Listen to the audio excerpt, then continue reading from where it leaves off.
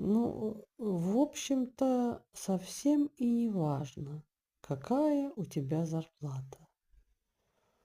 Но вот как ты умудряешься жить на эти деньги, вот где загадка.